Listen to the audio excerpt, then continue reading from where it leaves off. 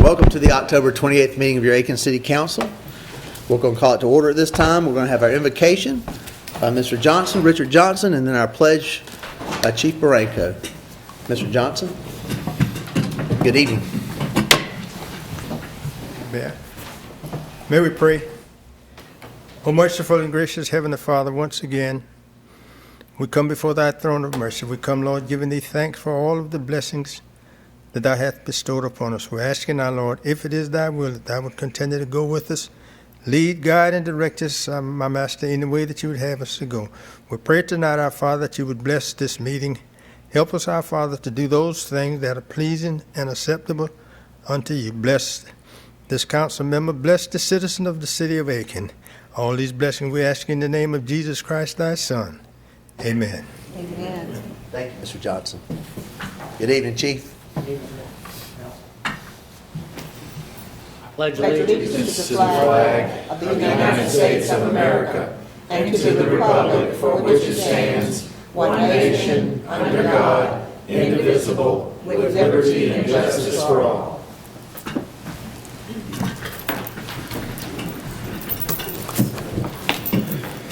We'd like to go over the guidelines for our city meetings at this time. City Council is a place where the city must conduct the business of our city, and courteous and orderly behavior is paramount. We will receive public comment on each item discussed, and if you'd like to give comment, please raise your hand and the chair will certainly recognize you. If recognized, please approach the podium and state your name and address. It is imperative that all comments be directed to the chair. Each speaker will be given 5 minutes to express their input. Your input is appreciated and helps council make better decisions. So we thank you for being a part of the process. And with that, I'd like to recognize our Mayor Pro Tem, Ms. Gail Diggs. And before I do, I'd like to say a special thank you to the Mayor Pro Tem for running last week's meeting. She did a great job. I appreciate that. I wasn't able to be here because of a death in the family and meant an awful lot. So, Gail, thank you. Thank you. So we'll recognize you at this time for additions and deletions to the agenda. Mr. Mayor and Council, are there any additions or deletions to the agenda? With there being none, I make a motion to accept the agenda as presented. All right, we have a motion. Is there a second? Second. Okay. Thank you. Councilwoman Andrea Gregory. With that, all those in favor of accepting the agenda as presented? And that's unanimous. Thank you. The minutes were distributed to council for their review before our meeting.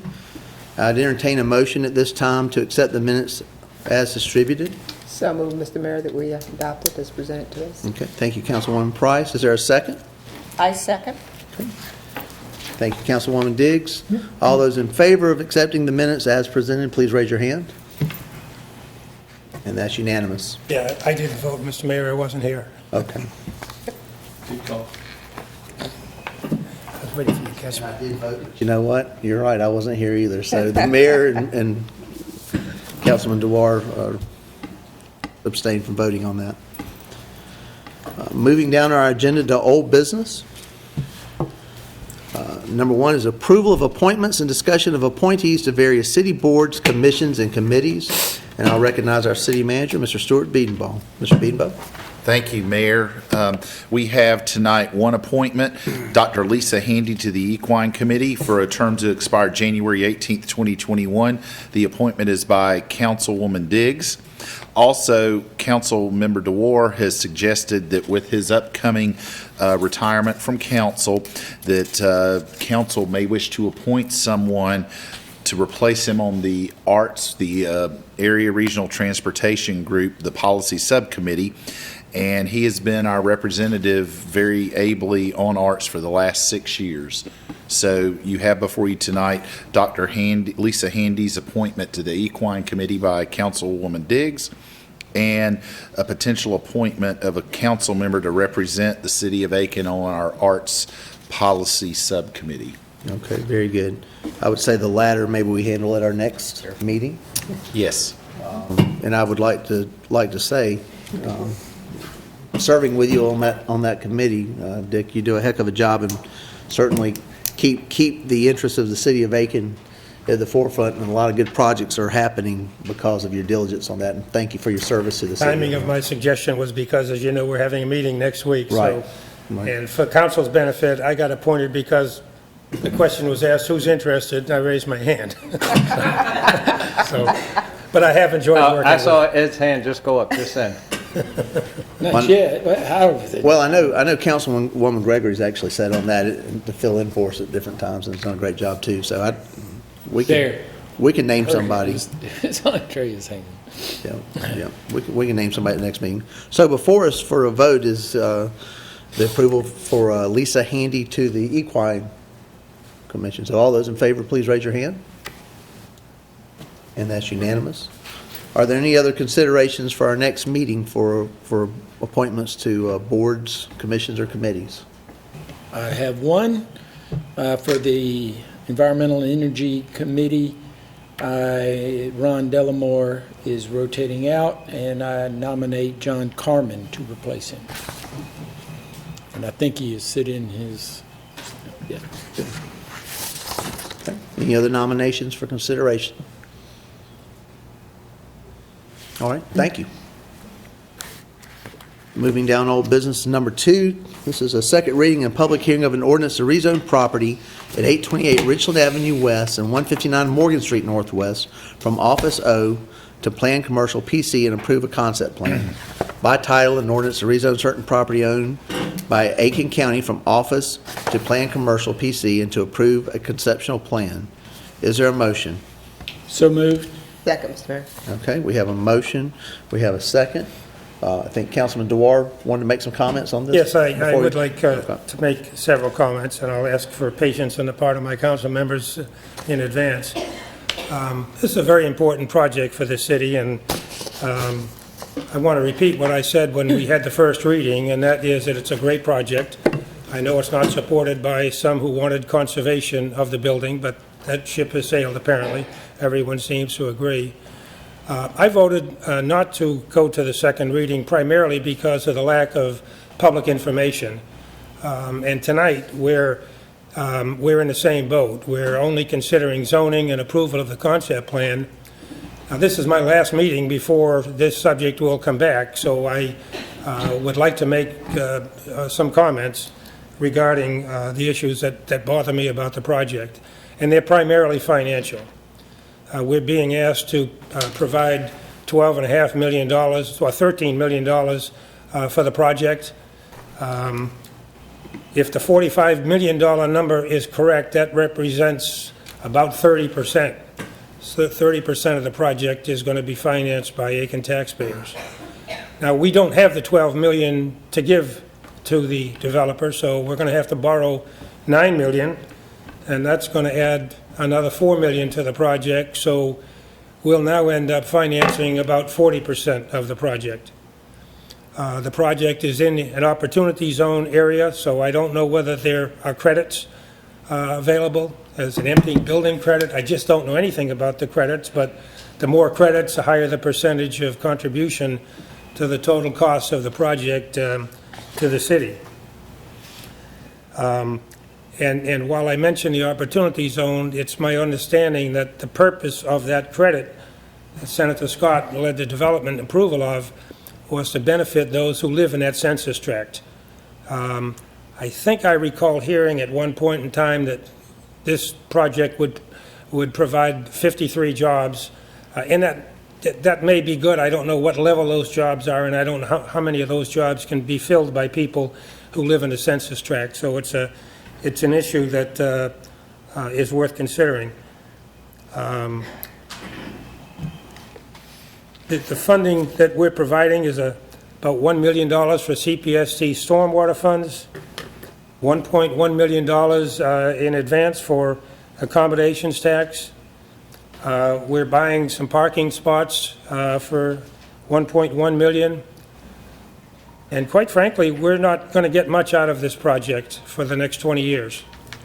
I have no experience, by the way, with a fee in lieu of taxes program. I think maybe there are some in the audience that do. I know the county is very familiar with it.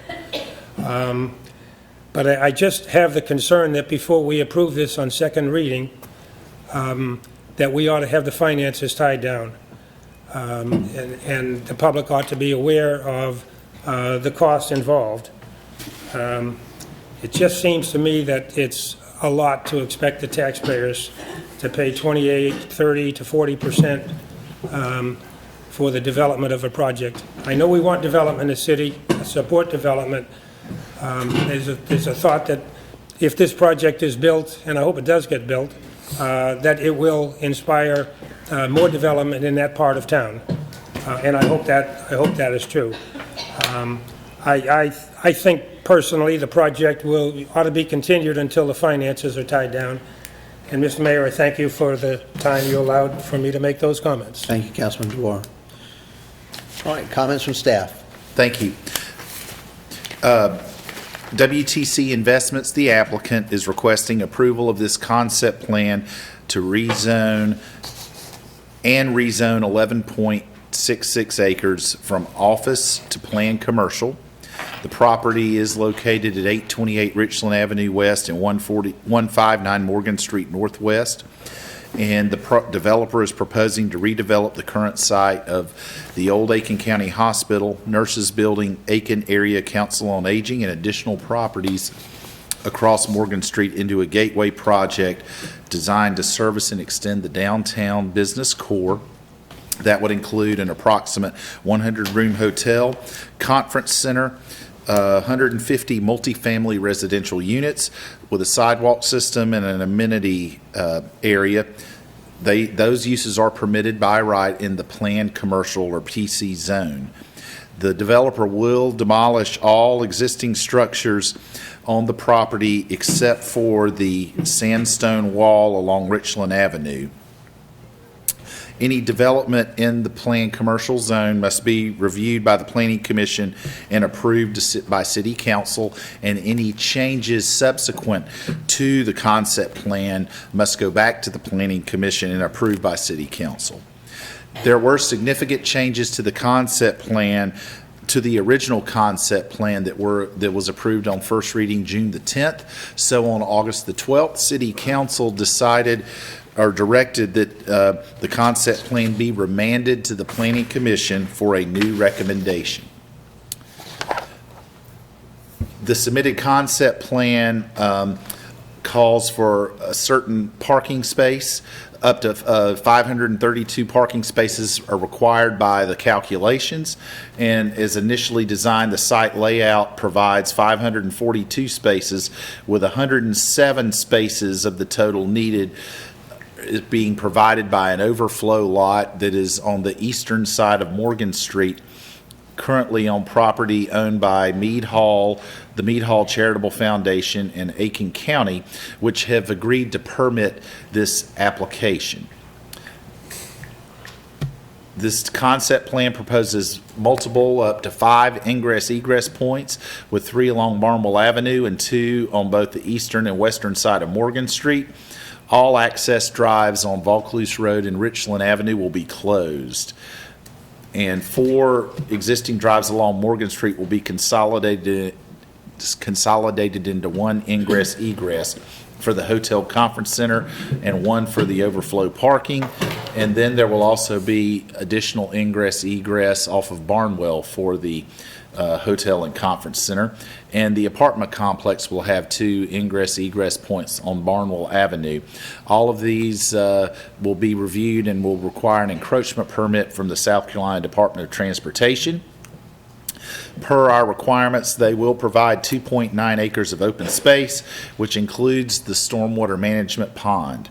And regarding the traffic study, the level of service is B, which characterizes good traffic flow.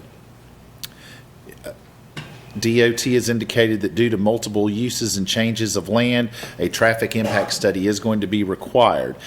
At the October 15th Planning Commission meeting, the Planning Commission recommended unanimously to City Council that the zoning and concept plan be approved with the following conditions, and I'll read them in for the record, that the site and landscape plan for development comply with the landscaping, tree preservation, open space, and buffer requirements of the zoning ordinance, that the site and landscape plan accommodate the minimum amount of open space as required by the plan of the PC zone district, that signage comply with the requirements of the zoning ordinance, that if a SCDOT requires a traffic management study to be approved by DOT prior to approval of a site plan, any related mitigation must be performed prior to issuances of certificates of occupancy.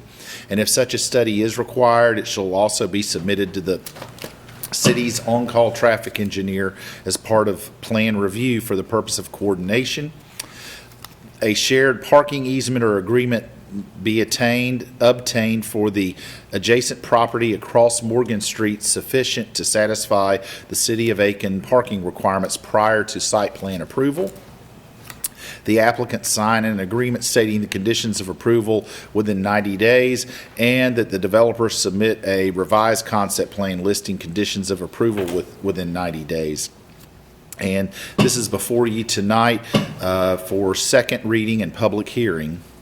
Mr. Mayor. All right. Thank you, Mr. Beanbaum. Any comments from the audience? Yes, sir. Good evening. My name is Donnie Roche. I live at 132 Trafalgar Street Southwest. I agree 100% with Dick DeWar.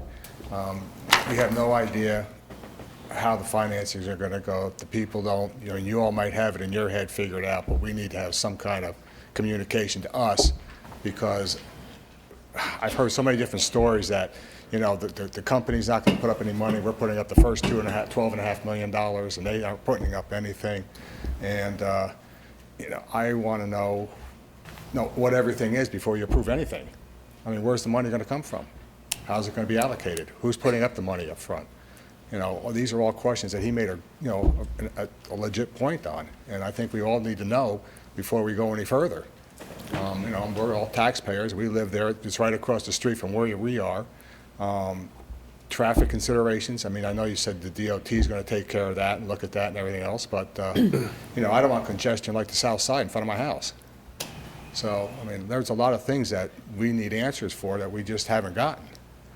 And I think you should, seriously consider about getting some of this facts together, getting them out to the public before you go approving anything be done. That's it. Thank you, sir.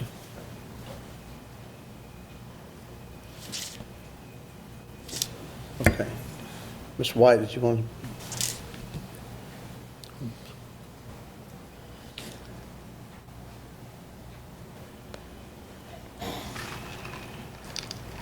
Good evening. Mr. Mayor, council members, staff, I'm Tom Wyatt. I live on 824 Holland Park Drive Southwest. I'm the president of WTC Investments LLC, and as we've heard tonight, we're requesting approval of a concept plan and rezoning of 11.66 acres from office to planned commercial.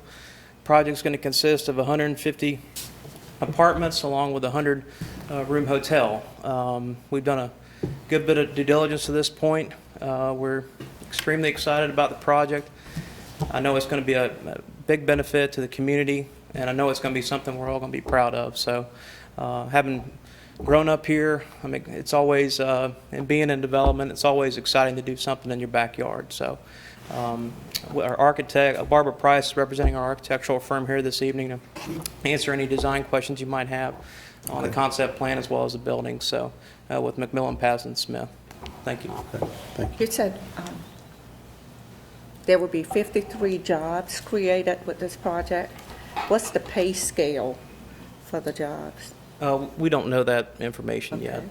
And how much will the apartments rent for?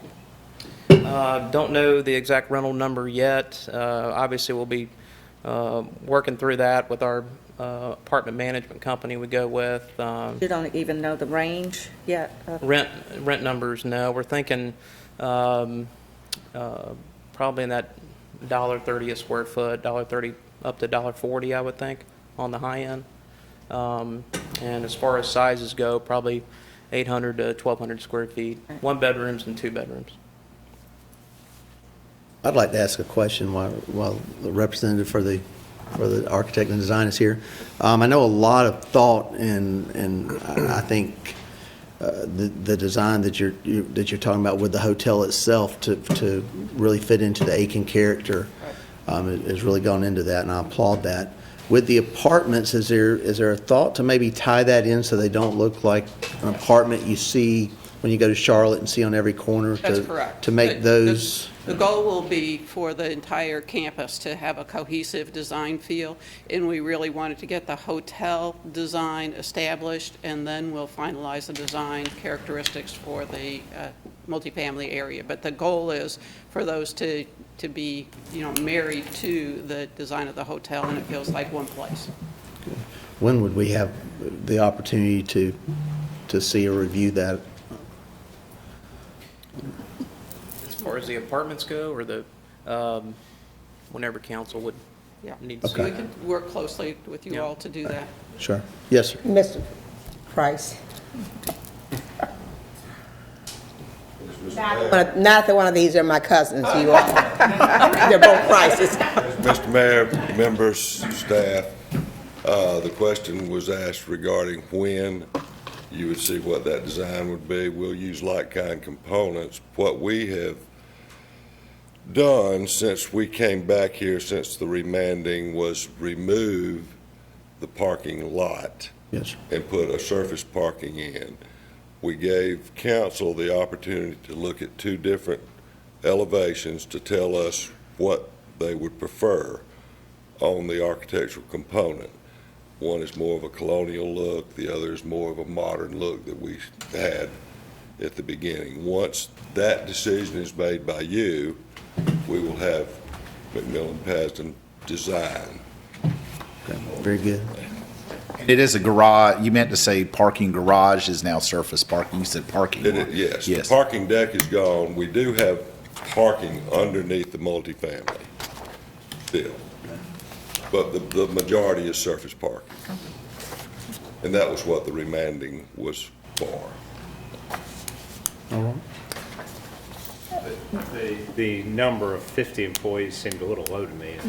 Yeah, I'm not sure. I don't really know where it's exactly more. that came from. Me being an old retailer, I see SE methodology as 2 employees per 1,000 square feet.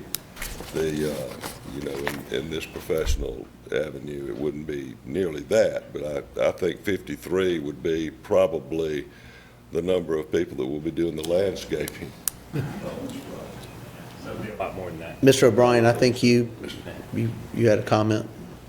The number 53 jobs was from the economic impact statement. It was generated not jobs at the hotel and apartments, but jobs that would be created in the Aiken economy based on the commerce going on. In addition to. Okay. All right. My Thank you for that apologies. clarification. Sorry about that. That's all right. Okay? Yeah, absolutely. Thank you. Okay. Thank you. I have a question of Tom. This investment is 42 million, 45. 45 million. And let me just say that this substantial investment has not been made on the north side of town that I can recall in the last 50 years. And I repeat that. This kind of investment has not been made on this side of town in almost 50 years. And I don't know how this will go, but I want to thank you for even considering making that kind of investment. And what this does, as we've seen growth occur on the south, we anticipate the east, we're looking at the west. This helps to get us where we want to go in terms of ensuring that the quality of life balances out in our community. And so I want to say thank you, even for just for the concept of wanting to do this. what will be required of others that we have asked to engage, I don't know what the outcome will be. But for you to take this kind, I'm going to use the word risk. I say personally, thank you. All right. Thank you. Thank you Yeah. very much. Other comments? Yes, ma'am.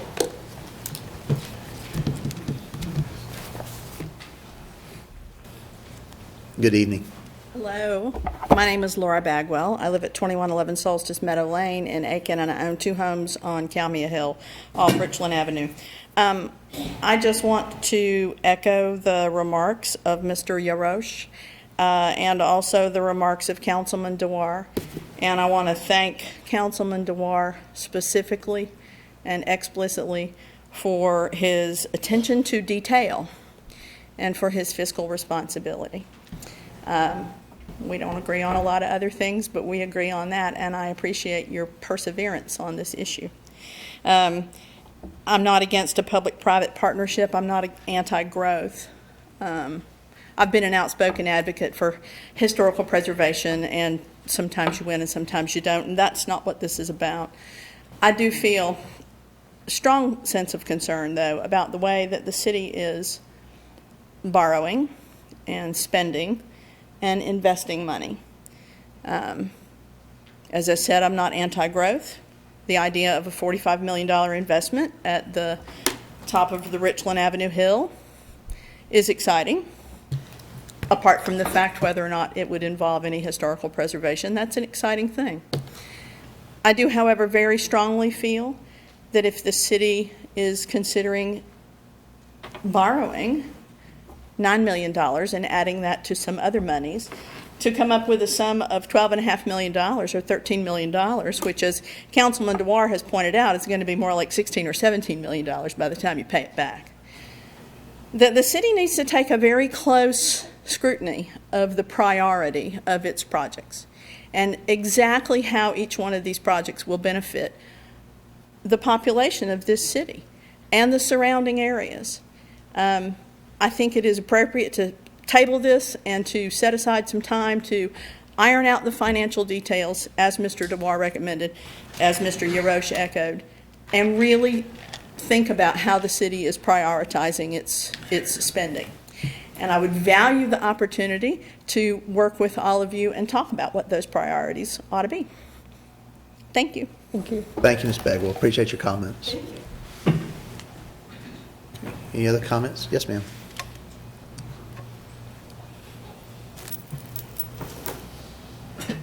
Good evening. Hi. My name is Carolyn Harney, and I live at 420 Pendleton Street, Northwest. I'm right in the area that's being talked about here. And it's important for me to say this, even if I am whistling in the wind, so here goes. It's my last gasp effort. Good evening, respected members of the council. Tonight you are here to, I guess, make a decision on the fate, I guess this may already be a done deal, of the historic Aiken Hospital and the proposed demolishment of this relevant piece of history. I am at a loss to understand how this is going forward without some sort of statistical survey. The informal one that was conducted not so long ago overwhelmingly supported adaptively reusing the existing structure. Why has there been no mention of a referendum to let the citizens decide whether to adaptively reuse or not? I have heard the argument that demolishing the hospital and putting up a hotel, conference center, etc., would provide jobs, but I fail to understand how jobs would not be provided in the renovation of the existing structure. In my opinion, the historic Aiken Hospital has significant historic relevance that has not been capitalized and or utilized. Do many people realize what it represents? It is not an eyesore that should be torn down. Are we going to have another historical marker that proclaims, quote, on this spot once stood the ... unquote? Don't we have enough of them already especially when this was and could have been avoided. I have heard that the Wyatt Initiative will cost the taxpayers $12.5 million in order to realize their project. How is that fiscally responsible when there was a builder that would have adapted and renovated the building without a dime of taxpayer money? I can't help but feel that we are not getting the full story. Why are the Wyatts being given the green light when there's been clear opposition to this venture, and yet the council has completely disregarded our opinions?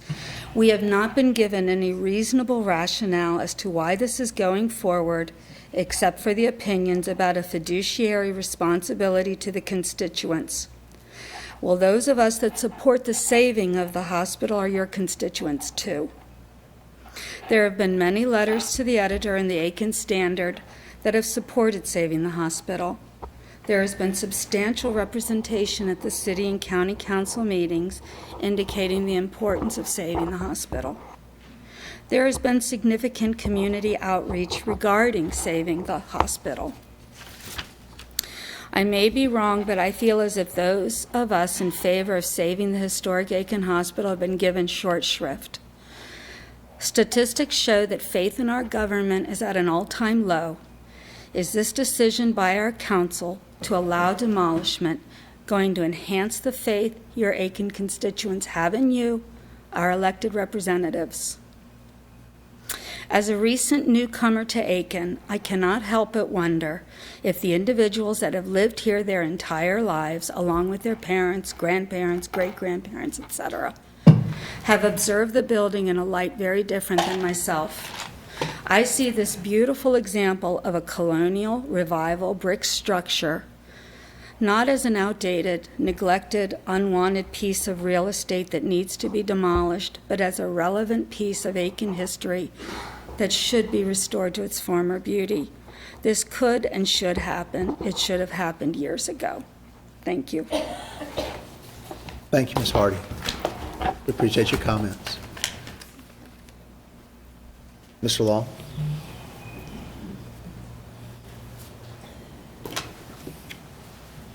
Good evening, sir. My name is McDonald Law, and I live at 1023 Westcliff Drive. I'm not here representing the Design Review Board. I need to make that clear, but just as a resident in Aiken since 1952. I've had two brothers who were born in the hospital, and I had an unpleasant experience there having my tonsils removed when I was about 10. Have been practicing as an architect in Aiken for now it seems like a little over 40 years. That's about the time that our firm began doing renovations of the old hospital for county offices.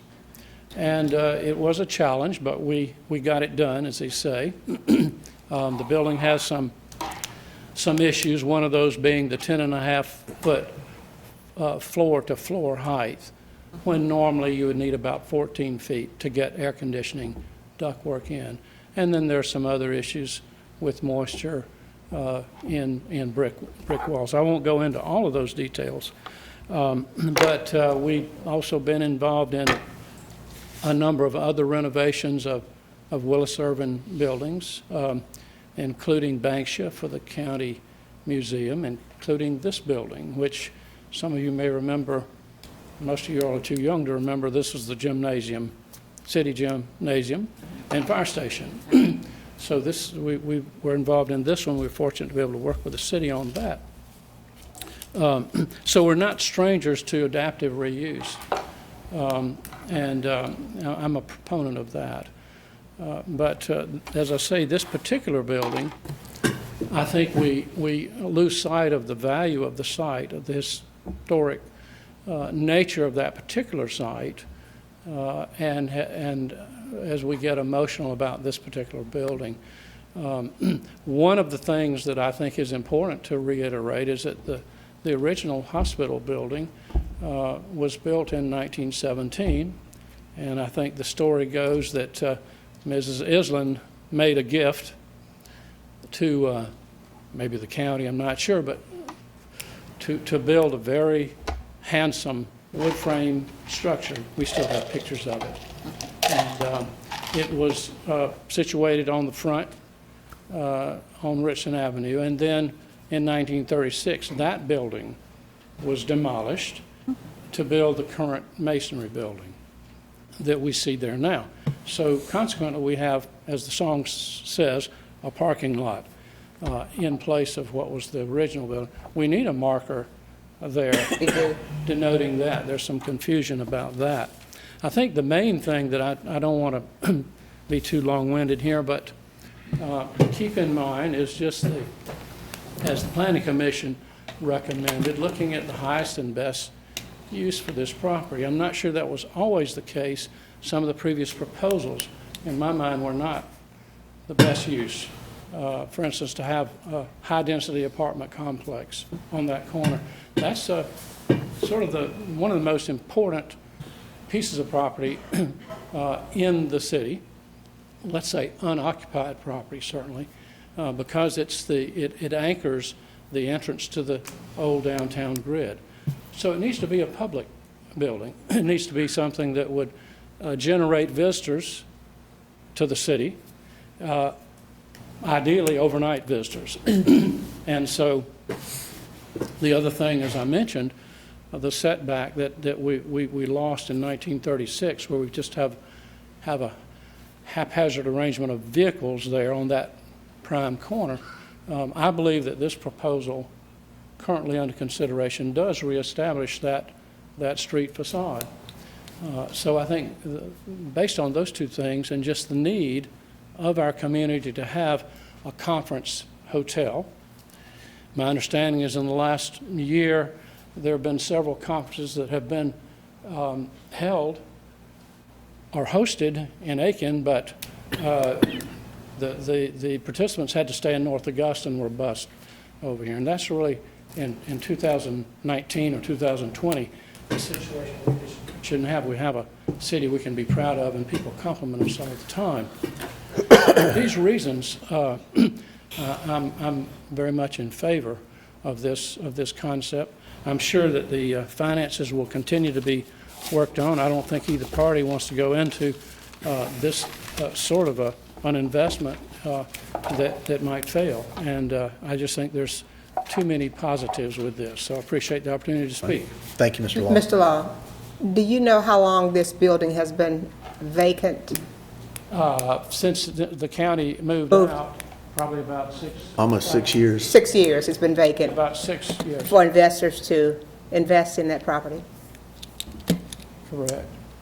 6 years, you say? Yes, roughly? vacant, and it is a challenge because of moisture problems and Right, I heard that. and some Mold. Mm-hmm. Thank you. Thank you, Mr. Law. Thank you. Okay. Any other comments from the audience? Yes. Yes, ma'am. Good evening. Good evening. My name is Mandy Drumming. I live 412 Northwest Pendleton Street. This proposed project is in my backyard. I want nothing short of excellence for my side of town. And so I have to speak. It might not influence this project, but it might influence other future projects. But tonight I do ask each of you to vote down this concept plan. I think now more than ever, reusing the old Aiken Hospital and other historic buildings does more for Aiken than tear down a new build, and for the following 3 reasons. Firstly, a recent study conducted by Edge Research shows millennials, considered the pillar of economic growth, are twice as likely to prefer shopping or noshing in historic downtowns and places with historical appeal over malls and planned commercial districts or recently constructed places. 2/3 are interested in bunking at historic hotels. 1 in 2 prefer living in a neighborhood with historic character. I know I came to Aiken to live. I sought out a historic building. My house is actually owned by a former African-American professor, and it's designed in a kind of an arts and craft style. And 1 in 2 prefer and more than 80% would rather spend money at businesses supporting efforts to preserve and protect buildings, architecture, and neighborhoods over those that don't. My second reason is, if in the long run Aiken, especially on the north side, wants to attract capital and to attract investment, it must differentiate itself from anywhere else. In economics, it's the differentiated product that commands a monetary premium. So adaptive reuse of historic buildings, and more so than new build, lends to differentiation. And lastly, through recent research, the demolition of the hospital, and comparing it to, in addition to kind of overlooking the craftsmanship houses iconic to the north side, and even covering the Aiken Federal Courthouse mural, contributes to, kind of essentially kind of a censorship of a more encompassing, overlooked interpretation of Aiken history. For decades, several historians and architects have compared the worth and look of Aiken to the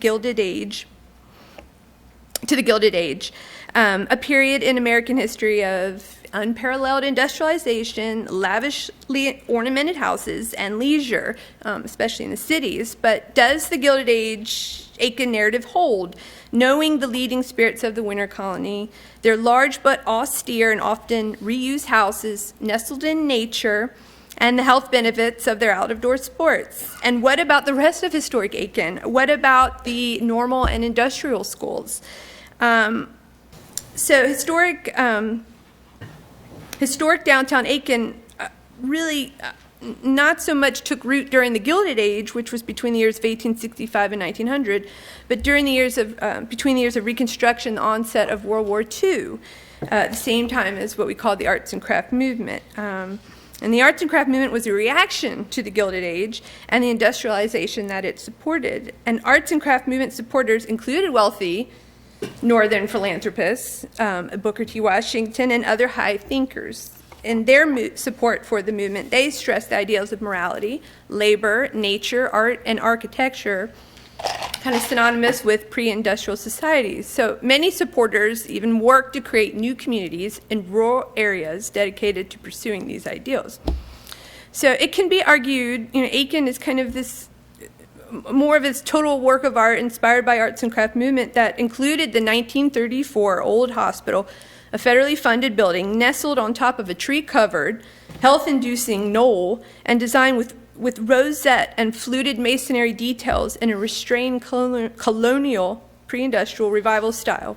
It also includes the north side's craftsmanship houses, demonstrative of the arts and craft movement's belief in replacing repellently ornate Victorian bric-a-brac with a just sense of beauty embodied in natural materials, simple lines, and the revival of historic craftsmanship. And it includes the 1937 mural, which is currently covered by a curtain, and really a story that reads left to right, not depicting this, what's called, this mulatto, that this negative connotation it has, but the foundations of the arts and craft movement. And American government, both based on the Enlightenment ideas of checks and balances, natural law, and natural rights to life, liberty, and property. And if you look at that mural, you will see this in this new light. And I want you to look at Aiken as a total in this new light.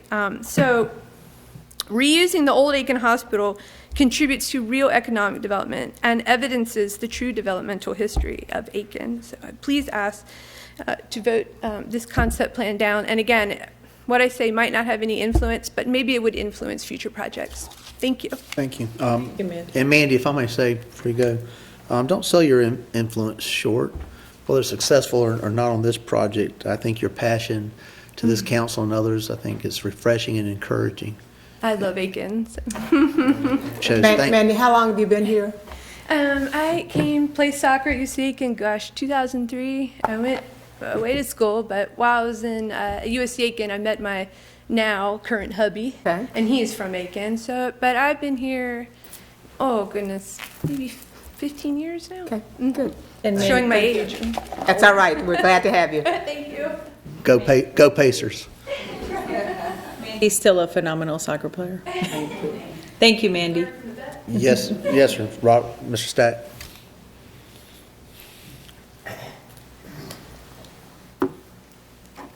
Robert, good evening. Good evening. Robert Stack, 126 Florence Street. I just wanted to review the bidding for a moment. And also, we're considering getting Mandy on the Historic Aiken Foundation board. I think she'd be a wonderful addition to our board, so hopefully we'll have her aboard soon. You're here. I think that the city made a huge mistake by allowing the county to get out of town and spend their 30 to 40 million out there instead of spending that money revitalizing the old hospital. That was the first mistake. Now, in terms of the developer that came along, the gentleman from Augusta, who was going to repurpose the hospital and was going to pay $600,000, whose plan was rejected because that offer $600,000, and that was the total. Then the next group that came along, the group from Kentucky or whatever, they were going to pay $1.2 million for the project, and as part of that, though, they were going to put in my mind, a very concentrated apartment complex, 120 so units. In my mind, it was going to be a high-rise Han Village, is what it was going to be, and that basically got a lot of, and they pulled out of the project. So now along comes this proposal, and public, private, and you guys are thinking of pumping in $12 to $14 million. I think Dick Dewar is perfect.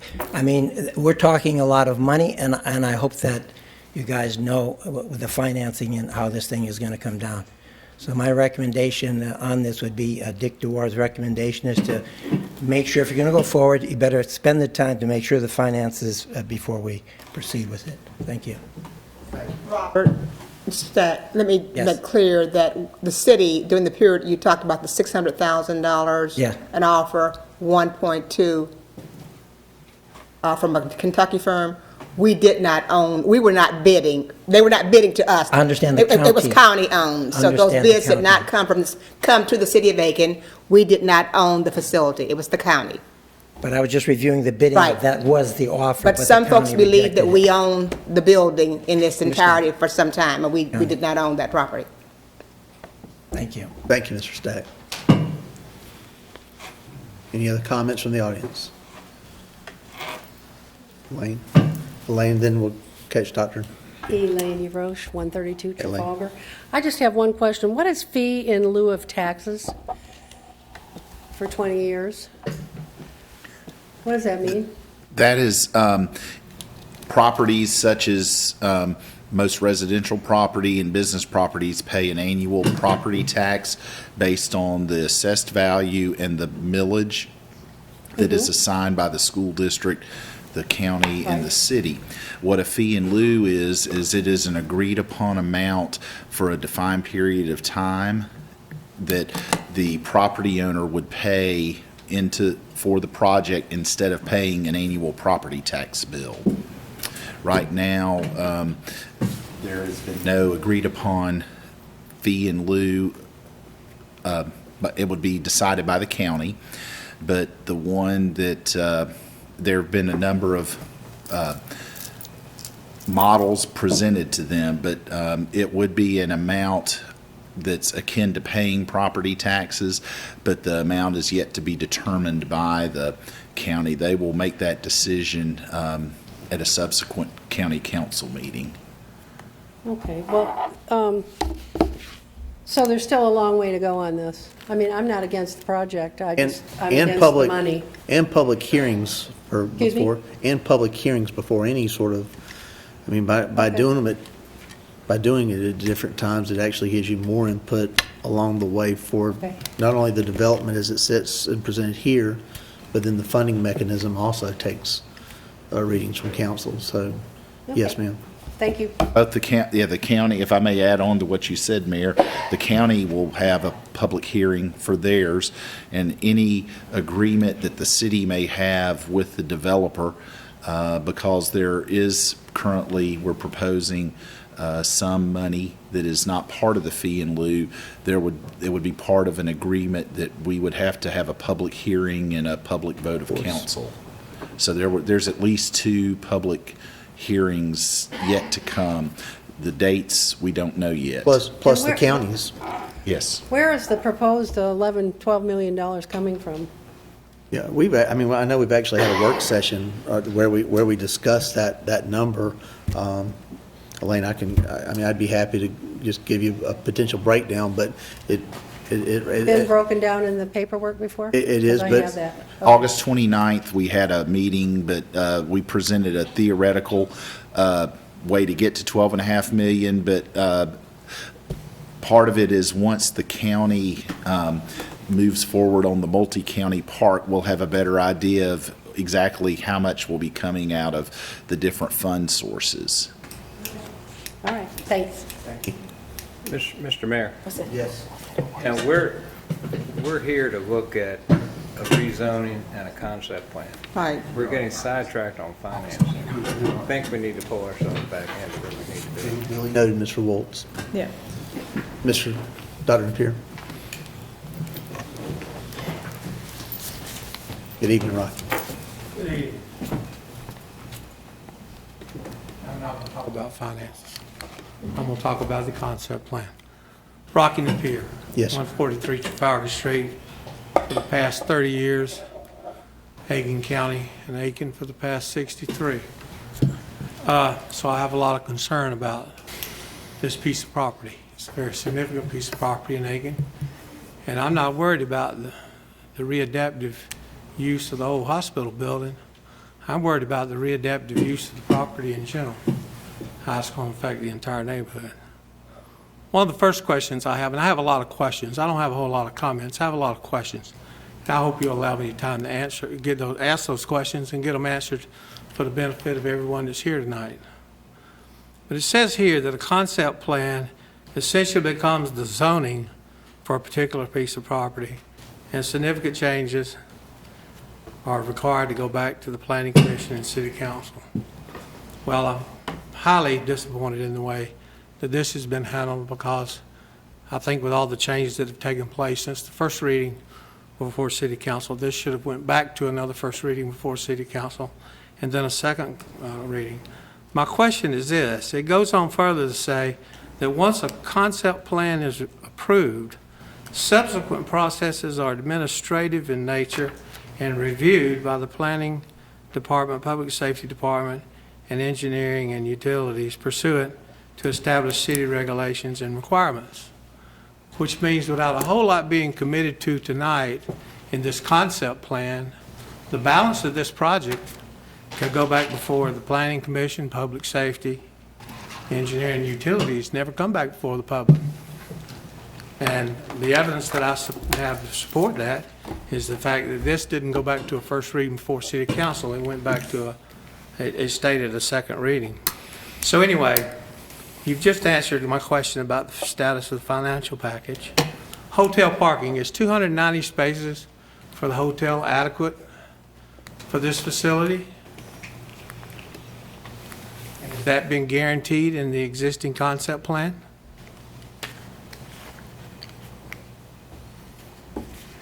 That's my question. Well, the site layout does call for 542 spaces.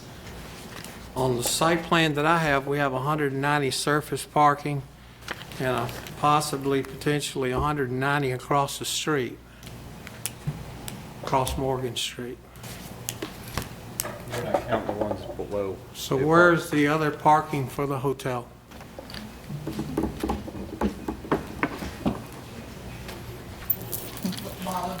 I think Barbara Price wants to.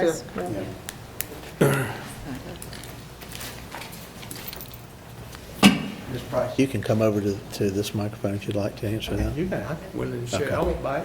That's fine then, that's fine. Okay, so I was just going to show you of the spaces on the site plan where the 541 spaces come from. So there's the hotel service parking has 210 plus an additional 16, and then 65 spaces located over here. So a total of 541 spaces on the site is what is proposed. That's on the entire site. That's correct. This right here was on the package that I received on the internet was 190. Y'all up that to 210? This 220? is what the proposal is, All right, so there's 210. 220 here. Okay. Where's the other 220, or 320?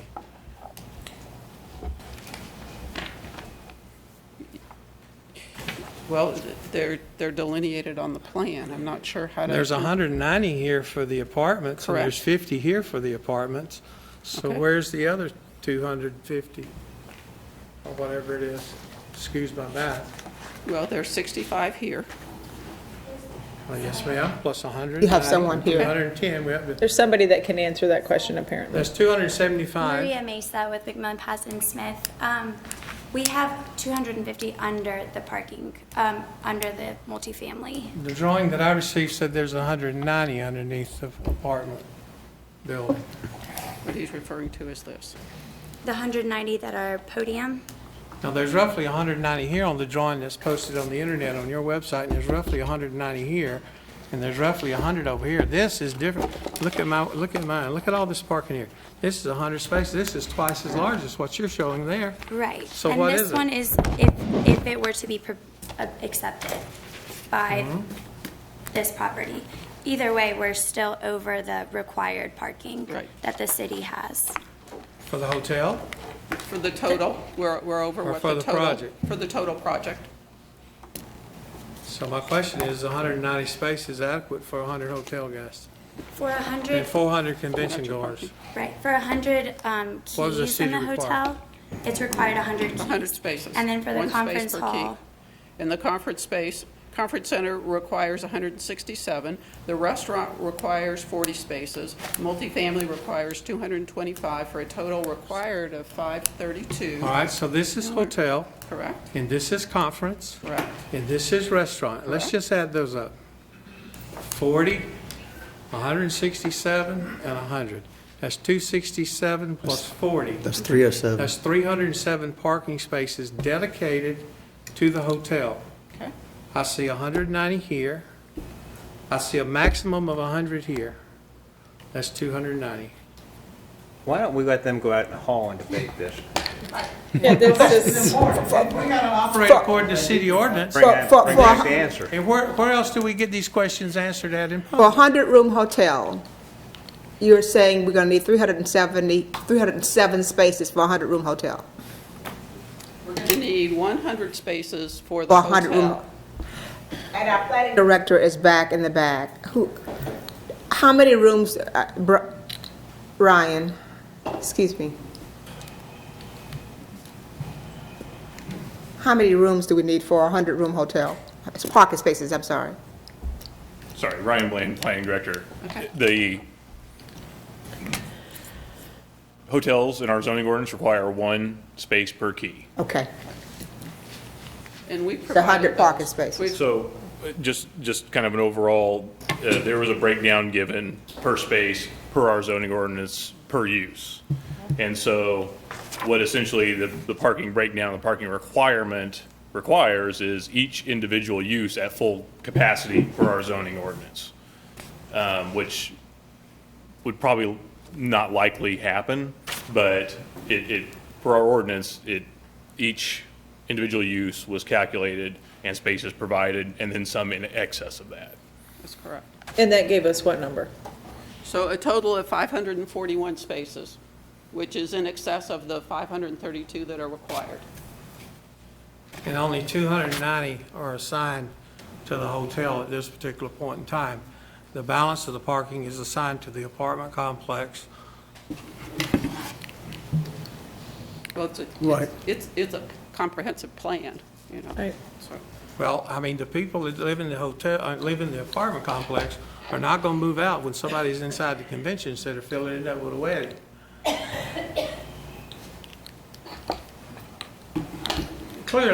Clearly, thank you so much. Not to interrupt you, but I appreciate your help. In order to not take up any more Ed's time, obviously, the parking plan has not been thought out in detail. And the existing parking that was shown here on the complex, on the concept plan, is inadequate. There's also a lot of talk in here about tree preservation. As I look at the floor plan of the hotel and the apartment complex, and then the parking lots, what specimen trees on the property are going to be preserved. It appears to me that every single specimen tree on this property is going to be whittled down to the root structure or below. There's a lot of big, beautiful trees on that property, but I see nowhere where they're being preserved or where they're even being considered at this particular point in time. Has anybody considered that? I take your answer as being no. As far as all of this parking goes, I've noticed that there's concrete curb and gutter at the Wyndham House, at the Leslie Price Recreational Center, and all throughout the renovations that's taken place in the Two Hill complex, Two Hill neighborhood. Are we going to have concrete curb and gutter around all of this parking and these driveways that are associated with this property? Do we have a drainage plan for this 190 spaces of parking that's allocated to the hotel?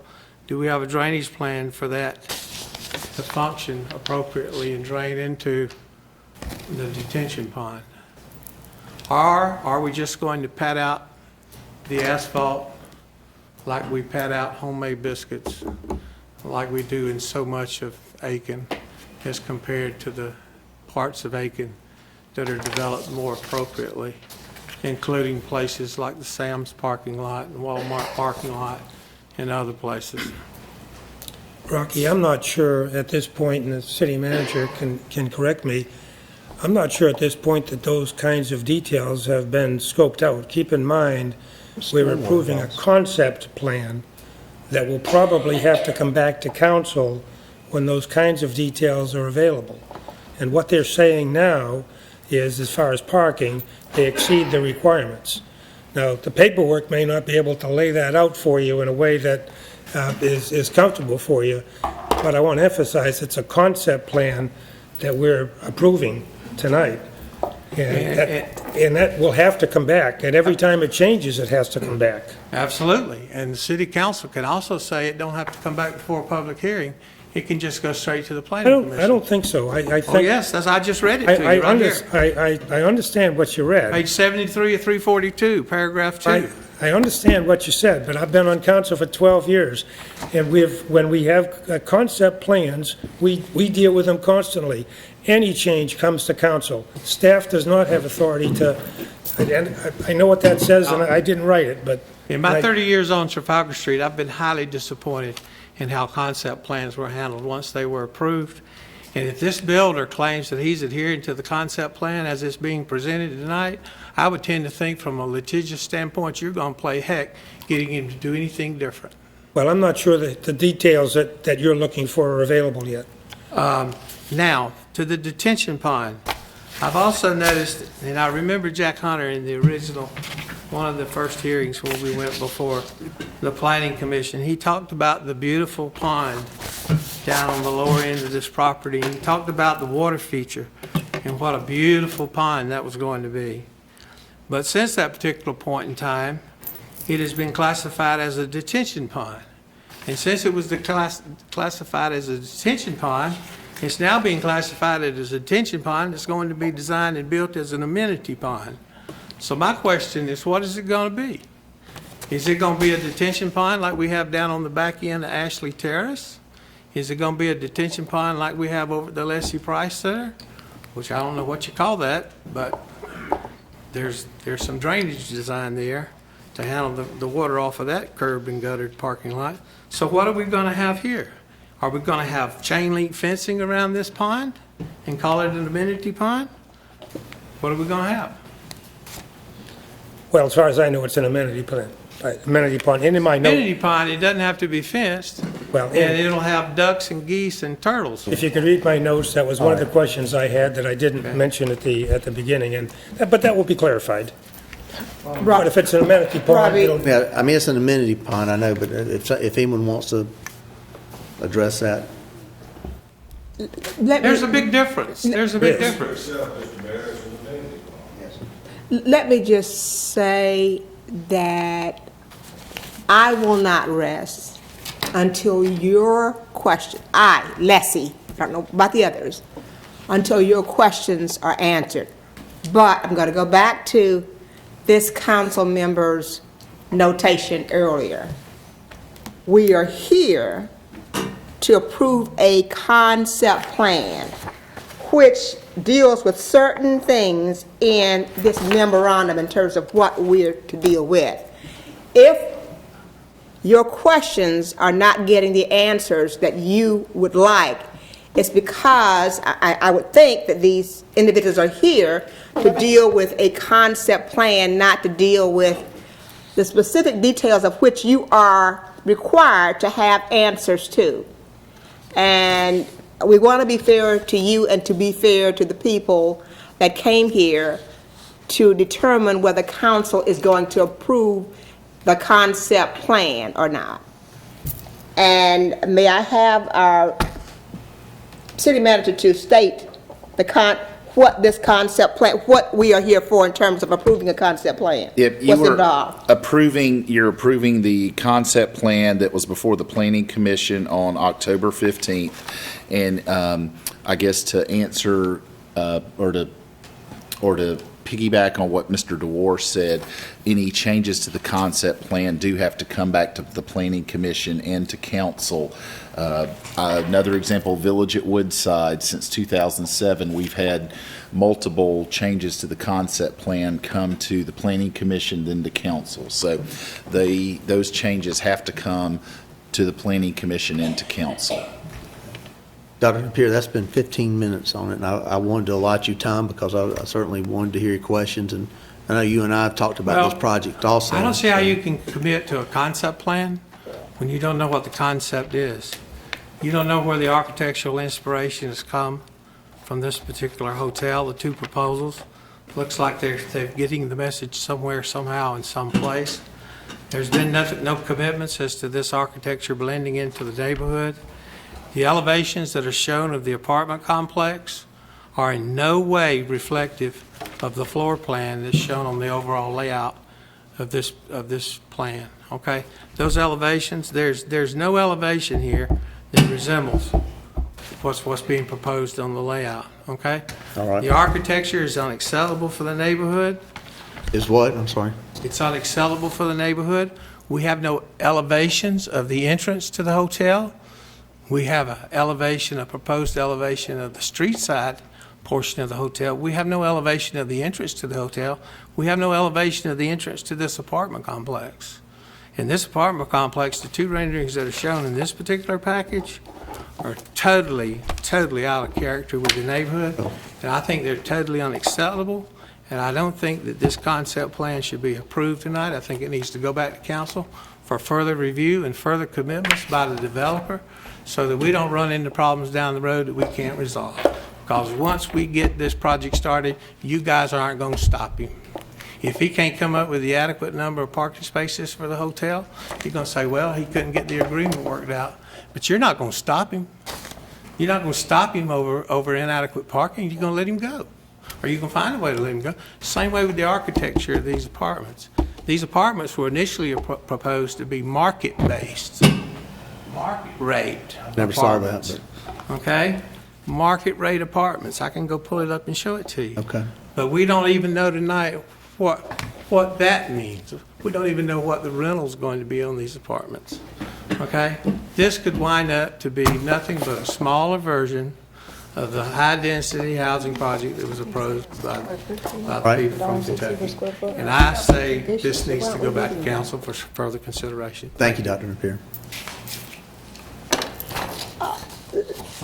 Does he have this copy of the 7 conditions that deals with tree ordinance and what we have in our package here? I'm not sure what he has. It was on our webpage. I'm sure he does. It's probably up front. All right. Anyone else have anything else to add that hasn't been? Okay. Thank you. Any comments from council? I just want to reiterate, I support the plan. My concern has been the financing. So, and I know that wasn't on the agenda, but in my opinion, we should have this second reading maybe next January after the county approves, if it does approve, the multi-county park And after the developer, you can't expect the developer to have the details, quite honestly, based on where we are with this project today. I mean, those are details that are going to cost the developer money to prepare. So I can appreciate Rocky's frustration that some of those details aren't available. And usually, when we get a concept plan, we have a layout and the details are there and they're specific. But I understand why they're not there for this project. So I support the project. My concern has been the financing. We ought to agree on the financing before we take second reading. That's all I wanted to say at the beginning. All right, thank you, Councilman DeWar. Any other I comments? just want to reiterate what Councilwoman Price said, is it's important that, obviously we read the information that's been presented to the public, and there are numerous conditions on that documentation that the developer, as well as us, have to take into consideration for any of this to move forward. So please make note of that. All right. Very good. We have before us a second reading and public hearing of the ordinance to rezone property at 828 Richland Avenue West and 159 Morgan Street from O to Plan Commercial and approve the concept plan. All those in favor, please raise your hand. And that's unanimous. Thank you.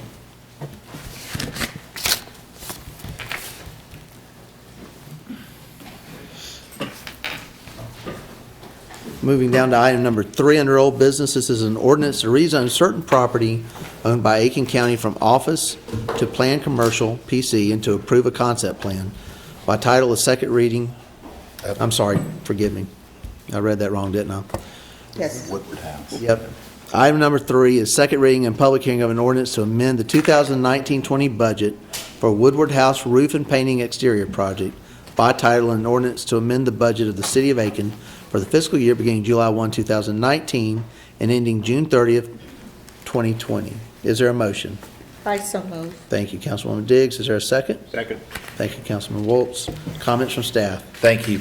We do have money set aside in this year's budget for maintenance at the Woodward House of $55,000. We received 3 sealed bids, and Stewart Builders of Aiken was awarded the bid. The cost did come in at $78,633. So we have before you tonight consideration of a budget adjustment to account for those expenditures due to the front porch roof support failing. That led to an increase of $14,000 in cost, and the Woodward House with lead paint abatement added approximately $10,000. We do have funds in building depreciation to cover this expense, and it is before you tonight for second and final reading. Thank you, sir. Any comments from the audience? Okay. Comments from council? I would just say, Your Honor, that I went out there and looked at it the other day. It really needs it bad. It really is in bad shape. Thank you for noticing. All right, all those in favor, please raise your hand. And that's unanimous. Thank you. Moving down old business to item number 4. This is a second reading and public hearing of an ordinance to amend the budget for fiscal year 2019-20 and approve an interfund loan for the purchase of roll carts. By title, an ordinance authorizing the City of Aiken to amend the budget for fiscal year 19-20 and to authorize the city to lend up to $726,830 to provide financing to fund the purchase of roll carts for garbage and recycle collection. Is there a motion? So moved. All right, thank you, Councilman Girardeau. Second, Mr. Mayor. All right, thank you, Councilwoman Price. Comments from staff? Thank you. Our current fiscal year budget includes the purchase of new garbage trucks. Those have been ordered, and we're awaiting delivery. It will eliminate the need for maintenance workers to be on the back of the trucks. As part of this, with these new automated garbage trucks, we are proposing that we go ahead and replace the older roll carts that have the metal bar in the center of them.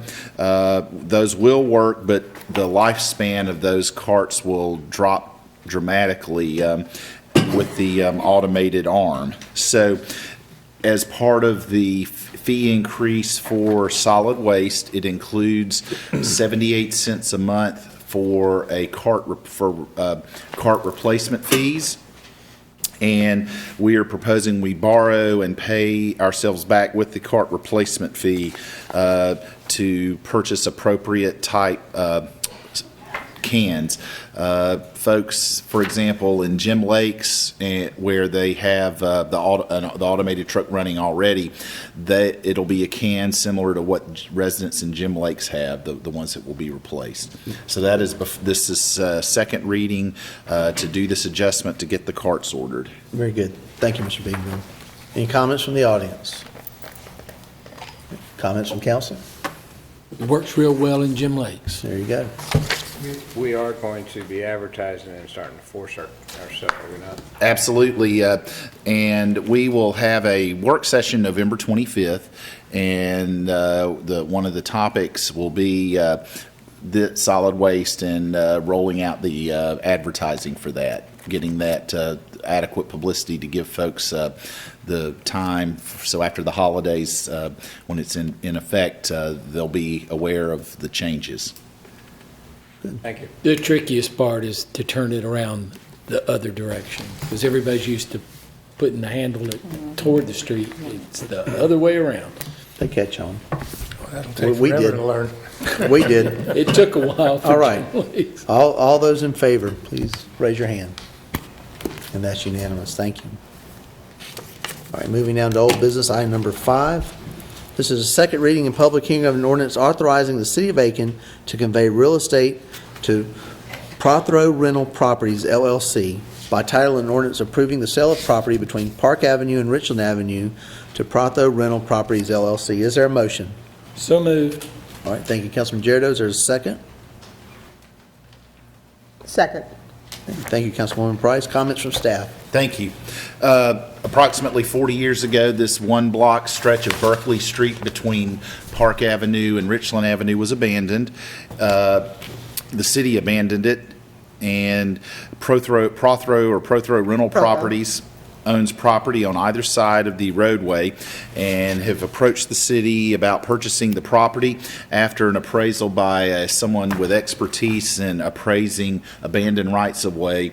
The appraisal came back at $48,000, and we recommend selling the property to them, and this will place the property on the tax rolls. So you approve this at first reading on the 14th, and it is before you for second and final reading this evening. Very good. Thank you, Mr. Beaver. Any comments from the audience? Okay. Any comments, questions from council? I just would like to know, I'm curious about the plans for this particular piece of property. Are there any?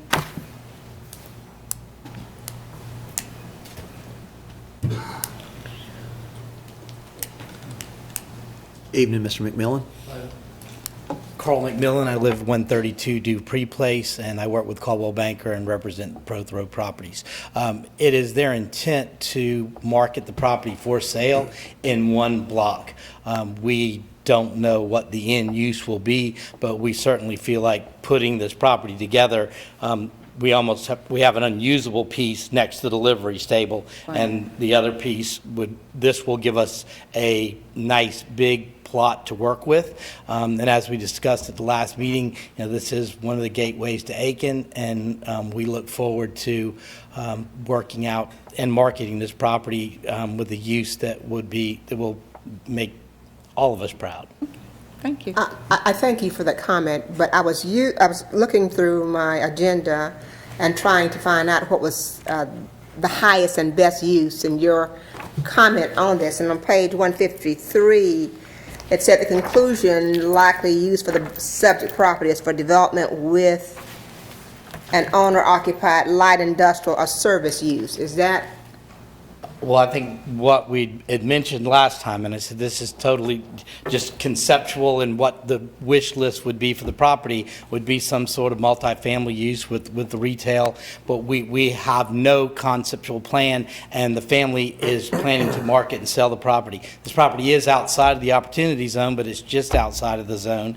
It does have a lot of highway frontage, and we do believe that we will be able to market and sell the property at a high use in bulk.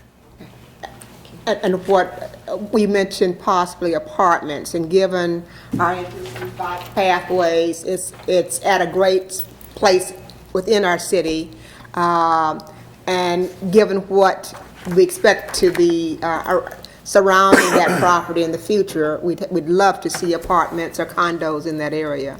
And we would love to see them too. And once again, if I have to come back for a conceptual plan in 6 months or so, and it may not be apartments, please don't hold me to that. But we do think that that is a good use for the property. We are planning to meet with the city soon to discuss.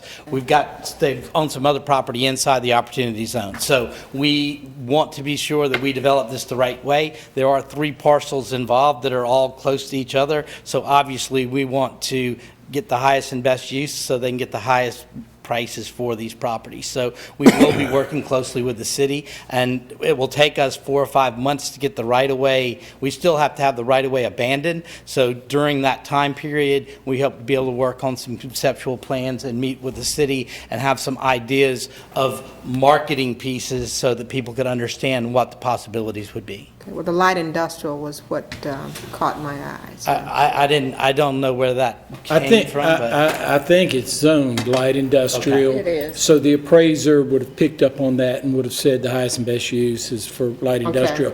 What would involve apartments is they'd come back for some RML or RMH and ask, it'd have to go through planning Right. and change of zoning, zoning appeals. we don't have any. As I said, we will be selling the property in whole. We don't have any preconceived ideas, but there are certain ways we're going to try to market it so that we can get that use. Thank you, Mr. Miller. Thank you, Carl. Thank you.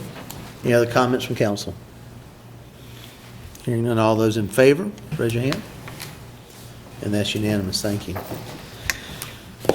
Item number 6 under old business is a second reading and public hearing of an ordinance authorizing the city of Aiken to convey real estate to Conboy Associates, Inc. An ordinance by title, an ordinance authorizing the city of Aiken to convey real property to Coinbow Associates, LLC. Is there a motion? So moved. Thank you, Councilman Jarrett. Is there a second? Second. Thank you, Councilman Waltz. Comments from staff? Thank you. We were approached by representatives of Coinbow Associates. They are purchasing property at Old Airport Road across from Citizens Park. This little sliver of property was initially part of the old Citizens Park, and when DOT rerouted the footprint of Old Airport Road, it separated this little 3/800ths of an acre strip from Citizens Park, and it is undevelopable as a standalone parcel. And after discussions with the city attorney and staff, we believe it's best to just convey this property for $1,000 to get it off. It'll put it on the tax rolls, off of our maintenance and so forth. And we approved this at first reading at the last council meeting, and it is before you tonight at second reading. Thank you, Mr. Beedenbow. Any comments from the audience? Comments from council? Hearing none, all those in favor of this on second reading, please raise your hand. I'll raise my hand. Can I ask the question after that? I'm not sure who's attached to Okay. Conboy Associates. And that's unanimous, and Ms. Price has a question. I think Ms. Gwen, she's not attached to them, but I know she's been handling some of the work, the legal work. Hi there, I'm Mary Gwen, 210 Colony Parkway, and I am the attorney for Coinbow Associates. It is one of the representatives is here tonight, Mr. Mock, in the back. Okay. It is his company. They are purchasing the airport road property behind it and are going to be cleaning that up and probably coming in front of you all. They'll want to annex in, we know, because it's out in the county. Yes. All right. Good deal. Thank you. Thank you. Thank you. Mary. Just asking the question. So does that annex them in when they buy this from us? Yes, we'll make sure. Moving down to new business. And we'll note that Ms. Diggs is recusing herself from item number 1 under new business. This is a first reading of an ordinance to rezone property of Rural Health Services and Second Baptist Church at Teague Street and Columbia Avenue from limited professional LP and general business GB to planned institutional and improve a concept plan. By title, an ordinance to rezone certain property owned by Rural Health Services, Inc. and Second Baptist Church, Inc. from limited professional LP and general business GB to planned institutional PI and to approve a concept plan. Is there a motion? So moved, Mr. Bell. Nope. All right. Councilwoman Price. Price, Yep. Councilman DeVar with the second, and comments from staff. Yes, Rural Health Services is requesting the rezoning of this 11.5-acre parcel that will include the site of the existing Clyburn Center for primary care, its offices and associated parking. And the rezoning will also include undeveloped property to the east of Clyburn Place. And Rural Health Services plans to combine all the parcels and rezone the entire site to planned institutional for the expansion of future specialty medical offices and required parking. And it will allow them to eliminate the interior parcel lines, which will maximize the utilization of the 11.5-acre tract. And they are also requesting approval of a concept plan.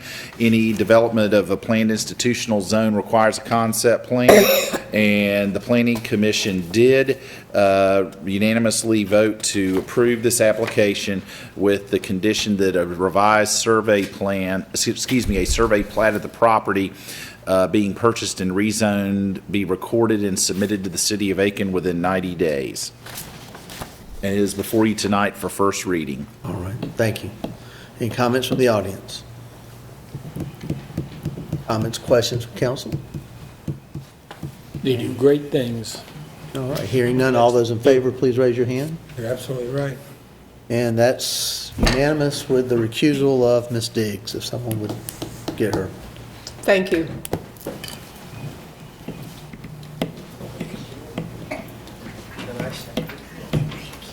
All right, going down new business to item number 2. This is a first reading and an ordinance authorizing certain economic development incentives for the old Union Hall building at 227 Park Avenue Southeast to be developed by CT Properties LLC, Inc. By title, an ordinance authorizing certain economic development incentives pursuant to ordinance number 0813-2018 of the City of Aiken Code of Ordinances for a project developed by the CT Properties of Aiken LLC, approving an economic development inducement and incentive agreement and other matters related thereto.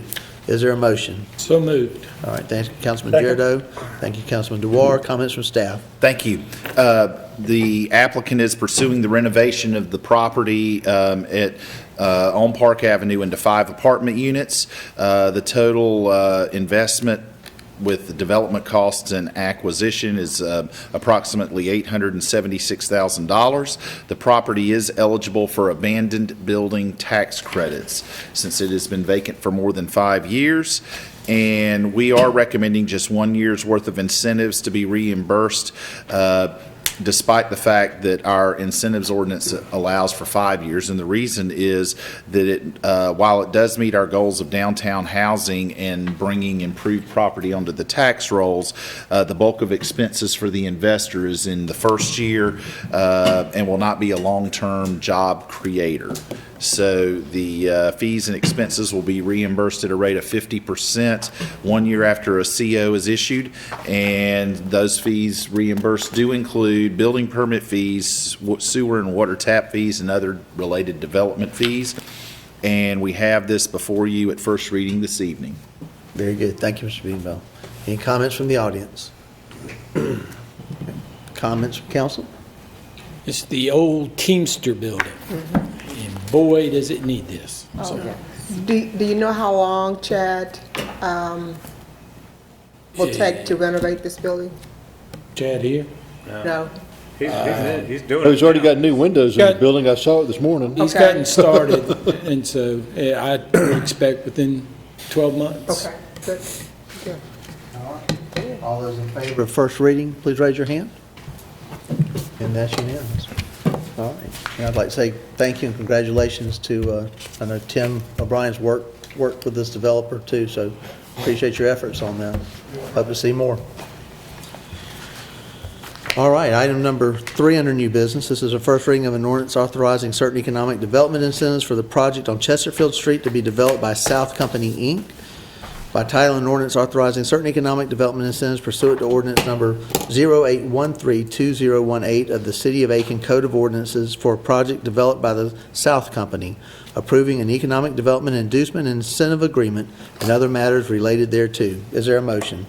So, Mr. Mayor. All right, thank you, Councilwoman Price. Is there a second? Second. Okay, thank you, Councilwoman Gregory. Comments from staff? Thank you. The South Company is pursuing the construction of 4 condominium units. The investment will be for $275,000, and the 4 units will be marketed for around $192,000 apiece. Similar to the prior item we just heard, we are recommending just 1 year's worth of incentives to be reimbursed along the same lines. So we have this before you tonight at first reading and public hearing. Very good. Thank you, Mr. Beatonbaugh. Any comments from the audience?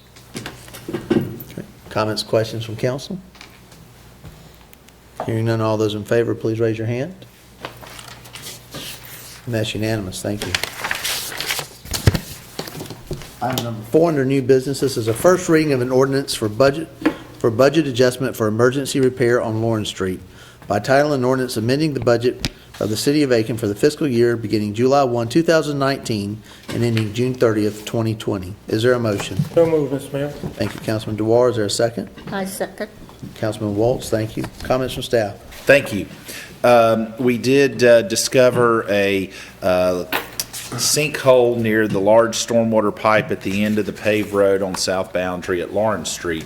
Due to the critical situation and the location, it was treated as an emergency purchase, and we do need to do a budget adjustment to repair the sewer line here, and it says storm sewer, but it is a sewer line, a sanitary sewer.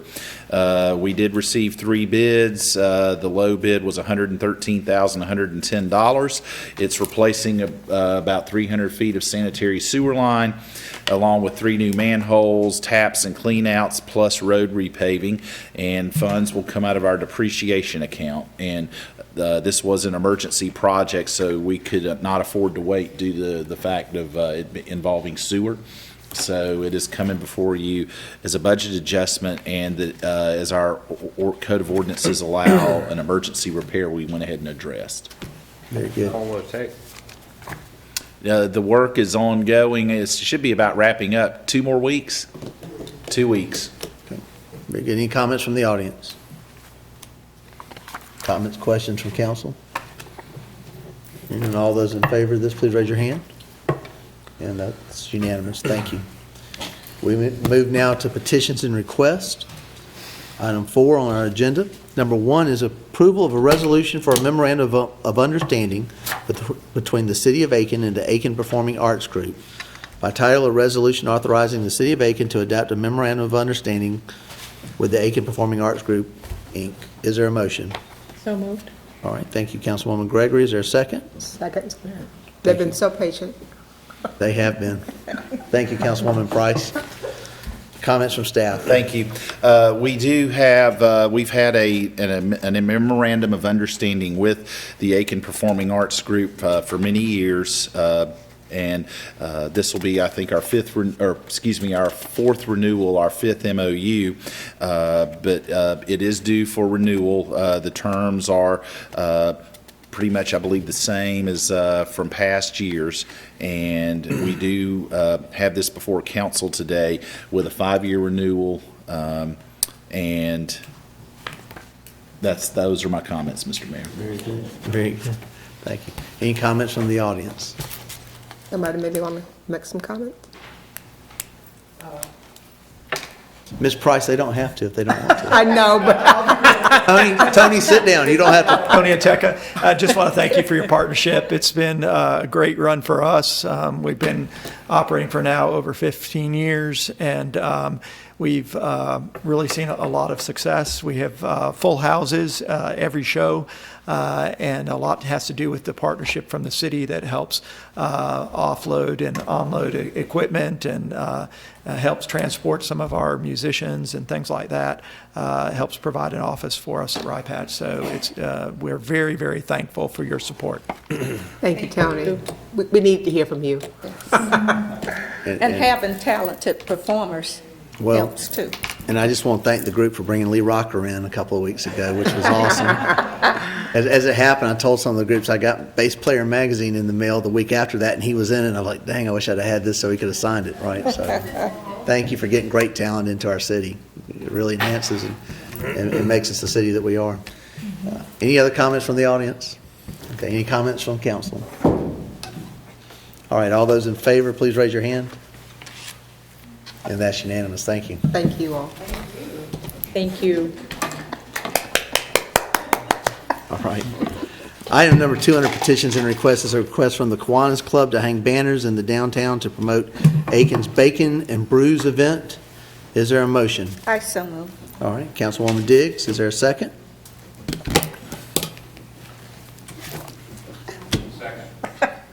Thank you, Councilman Waltz. I thought somebody said. Comments from staff? Yes, the 3 banners to be hung February 29th through March 14th to promote the event that will be held on Saturday the 14th from 5 to 10 in our festival area. Very good. Any comments from the audience? Any comments from council? I think the success of this event just proves any item that mentions pork and alcohol in it is a success. And so it is a success. Right? All those Bacon being the pork. all those in favor, please raise your hand. And that's unanimous. Thank you. Item number 3. This is a request to enter into a contract with AECOM for an economic development strategic plan. And before I take the motion in a second, I would like to note that Ms. Price is recusing herself from this vote. So with that, is there a motion? Thank you, Councilwoman Gregory. Is there a second? Second. All right. Thank you, Councilwoman Diggs. Comments from staff? Yes, the mayor asked that we present this to council for consideration. We will need a plan document as efforts move forward. I know we've been talking with AECOM for quite a while, and they've been very gracious with their time. We did, Mr. O'Brien did look at getting some quotes from some other entities, but I'm going to let you speak to that. We did make I did make a number of calls, and the name escapes me right now, Stuart. What is Muldrow. it? Muldrow and Associates.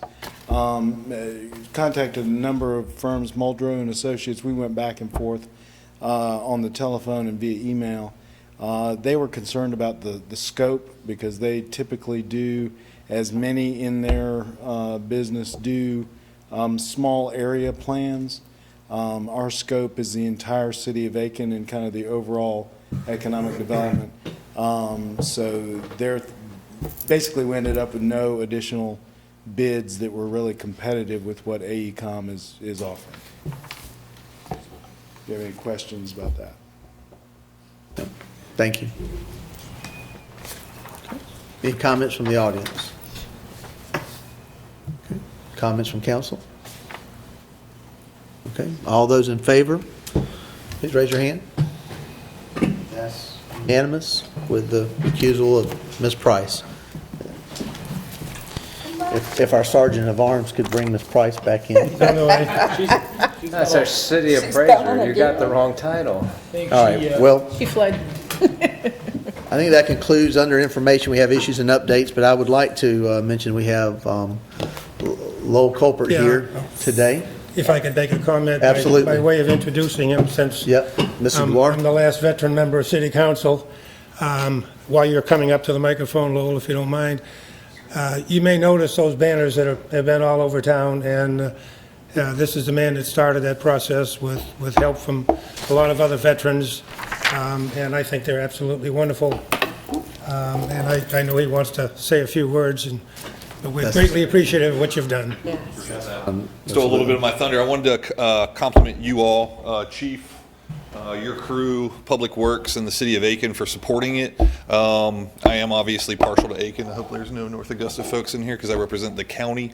But we are up and running, and we're still waiting for theirs to go up. So we are, as usual, ahead of everybody else. So I'd like to thank you guys for supporting that project and seeing it through and then assisting getting it up. But the reason I was here tonight is we're always doing some stuff, and I wish I would have got to the room when it was a little more crowded because there was a lot of passion, and more importantly, there was a lot of deep pockets in here with the developers. But it seems like everybody wants to put someone in the house. We just so happen on the 9th of this month, or this coming month, we'll be doing a sleep out for homelessness. It'll be held at Aiken Motorcycle. Marsha Hopkins, who's here with us this evening, is the owner and operator of that establishment. This is the 5th year that we've done it. It's a event that I concocted while I was in Afghanistan. We just come back from an operation. It was pretty cool. Didn't give me one. I'm sorry. It's hard to see you with this hair right here. Oh, my hair? You gotta admit she's a showstopper over here. You gotta move a little closer. Oh, boy. So, but anyhow, we just come off of Target. It was cold, and I got to thinking there was probably some people back here experiencing that in a different light. Obviously, if you come out and spend the night with us, that's not gonna show you what it's like to be homeless. You're just gonna be uncomfortable a little bit. The first year that we did it, You got to address the mic, unfortunately. the first year that we did it, it was 14 degrees and it rained. So there was a few unhappy people with me. I didn't plan the weather, but we hung out accordingly. So, but I did want to say, and this is a challenge to all of you, 5 years we've done this. I've never had not one elected official from Aiken County even drive through the parking lot, roll out a window, and say hello as we've been sitting out there. So We're going to have to change that. challenge accepted.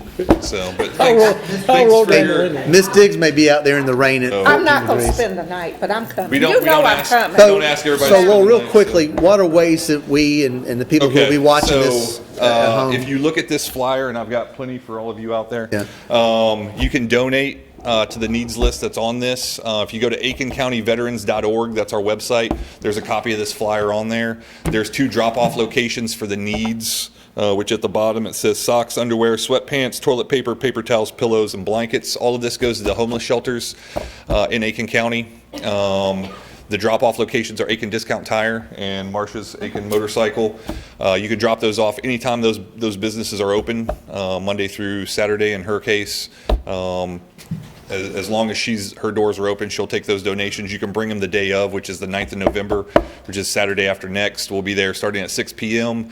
The VFW on the north side, over by USC Aiken, has graciously brought their competition cooking team. They're going to come and provide food for everyone that decides to hang out. And every year that we've done it, no one's ever gone to sleep. We literally just sit around, we put some fire pits out, and everybody just sits and enjoys the camaraderie and then goes home tired and sleeps the day away on Sunday. So we'd love to have you guys. The one thing I thought of when I was sitting here, and there was a lot of heated arguments this evening about those apartment complexes, is I don't know if you guys have had a chance Discussions, Lowell, discussions. Exactly.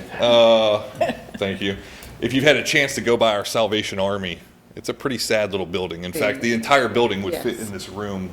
And that's where a lot of people spend their nights, unfortunately. And it's not a long-term shelter. It's a short-term shelter. 2 weeks, and 2 weeks you can stay, and then you're out, and you got to find something on your own. So, just something to think about. Homelessness it's a thought. It's a mindset. Same way with being poor is a mindset. And that's the thing that I think is daunting for people in those situations. It's not something that you easily just rise up from on your own. You got to have a hand up. So, Lowell, our last meeting, we actually had the Aiken Homeless Coalition come and make a presentation. Oh, great. So this is right on time. And we need to get some flyers to them, too, the coalition. I'm a member. I'll be happy to give some to them. And by the way, Lowell is instrumental in making our Memorial Day Parade a huge success too. He's so humble, he don't want to take credit for it, but he's a big part of it. Well, one of the things that I have made mention of with what the Salvation Army uses now for housing for the homeless, it's 2 weeks, and then they're out trying to find places, and then I know the mayor gets calls in terms of people looking for a place to stay, and some of the others as well. And there are some churches I know that will place them into hotels, inexpensive hotels for a period of time, but they're still looking and they're moving from place to place. And I've asked, why aren't we advocating with our legislators for funding from Washington to build a facility for the homeless? And I have not been met with a lot of folks that want to go that route. So keep that in mind as we... I agree with you. I've offered to give piggyback rides out to the homeless camps, and so not to, get somebody's shoes dirty, but I've yet to be taken up on that piggyback ride. And some of them are in wooded areas with tents. And so, and one of the things, and I don't want to keep you guys here, I know we're already here late into the night. One of the things that people don't think about is we're sandwiched, so we're between Augusta and Columbia, but that's between Atlanta and Charlotte. And so what we saw was when Project Jackson happened in North Augusta, when some of these large areas start getting developed, people are like, wow, man, where did these homeless people come from? Well, they came from the woods that you just knocked down. Right. Same way with all the armadillos that we're dealing with right now. Thank you for your initiative and all of the initiatives that you are pursuing. We appreciate that. Thank you for your service. And Marcia, thanks for your sponsorship and involvement in all this also. Yes. Yes, sir. Mr. Dewar. With the emphasis that we've had in support of veterans, it's worthy to note that our next meeting is on Veterans Day. I've mentioned this once during my service on the council, but it would be nice if during next year's budget, staff could somehow look at the holiday schedule and recognize the importance of Veterans Day and perhaps include it as a holiday, whether it's an addition or a substitution or something, but this Well is... said. Yeah, so just would want to pass that on. Good idea. Thank you. All right. With that, I'll take a motion for adjournment. I'm sorry. Oh, yeah. I just want to take this opportunity to thank Councilman Dewar for all of his years of service. You are coming back to the next meeting, aren't you? I am coming back. I thought you said this was your last one. I'm No, sorry. this is my last time to talk about the that project. No, you got I take back everything I just said. All right. You did not think that I would miss it out. I was sitting here going like, I always knew you didn't like me. Is there a motion to adjourn? I so moved. Councilwoman Deeb, is there a second? second. Councilwoman Gregory? All those in favor, please stand up. We're adjourned.